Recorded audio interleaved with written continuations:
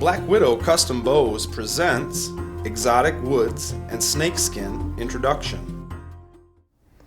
A lot of times we get asked here on the phones, people want to know, what kind of woods do you have? What kind of wood can I get? I want something a little different.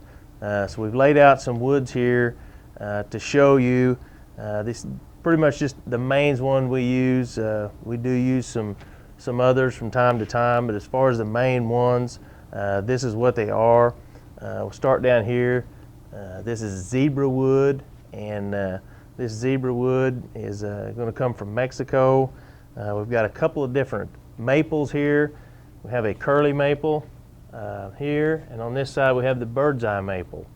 Either one of these can be stained with a light stain that kind of brings out the color, things like that, or a lot of guys just like them like the blonde color. But these are both going to come from the upper peninsula of Michigan.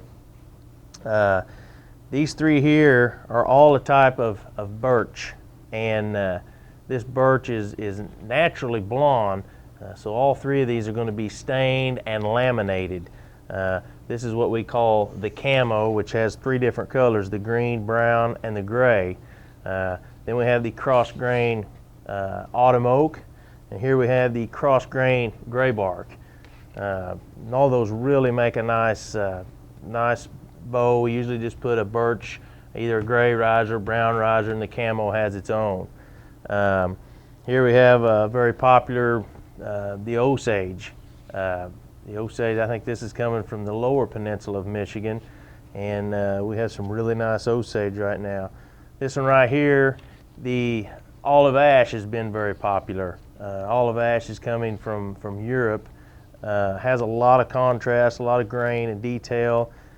We don't have olive ash in the risers. So a lot of times, guys, you know what riser we put with it. We normally just use our ironwood riser, which kind of comes in and brings out the grain in the olive ash.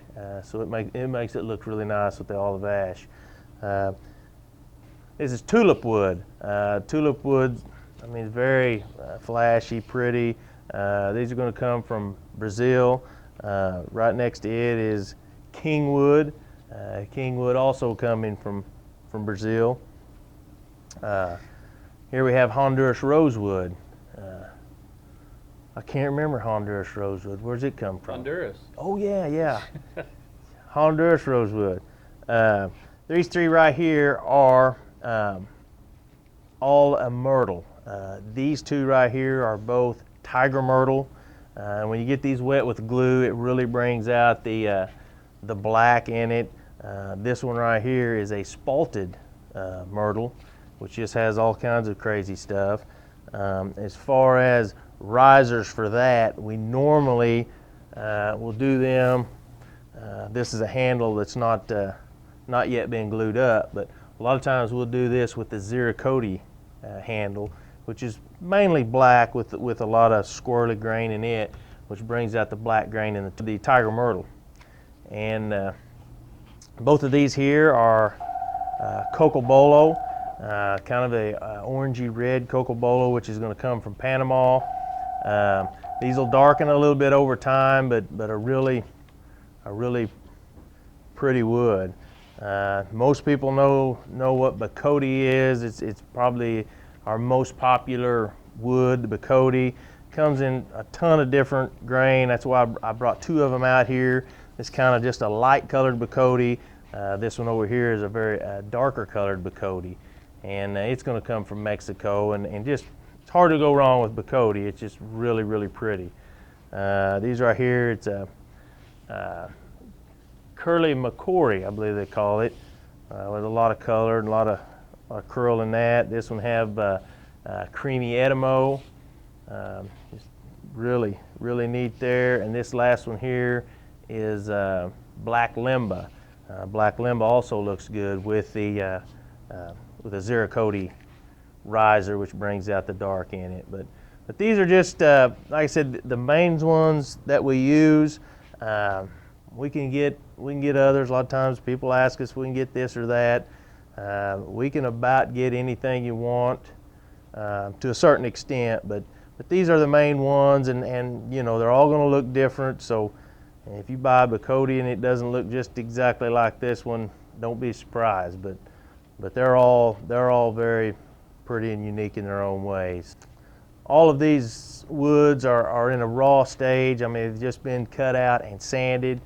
When you get them wet with the glue and then the paint, you know, the color just really jumps out, and the grain and things like that. So this is probably the worst that they'll look right here. And as you build a bow with them and go through the process, they're just going to get prettier and prettier. So.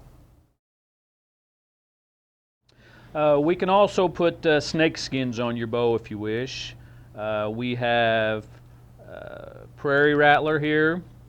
We have canebrake or timber rattler.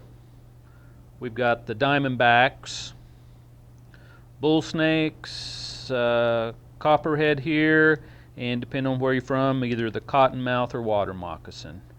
The skins will take on whatever color the bow is. So on a gray bark, it's a little darker. On an ironwood or Osage, they'll be a little bit lighter or copper color. We can also put the skins on the overlays. There's a Diamondback there. Here's an Osage longbow with a Copperhead on it. And I think it's got Copperhead overlays too, maybe. And then there's a bull snake on a Kingwood bow. When we put the skins on, we put them on the outside of the glass. It's painted over. It doesn't really add any weight or anything to the bow. It's perfectly waterproof. We can also add the skins to a bow if we're going to refinish it. We do have to refinish the limbs plus the cost of the snakeskin. So if you're considering on having your bow refinished, we can add skins to it also if you would like.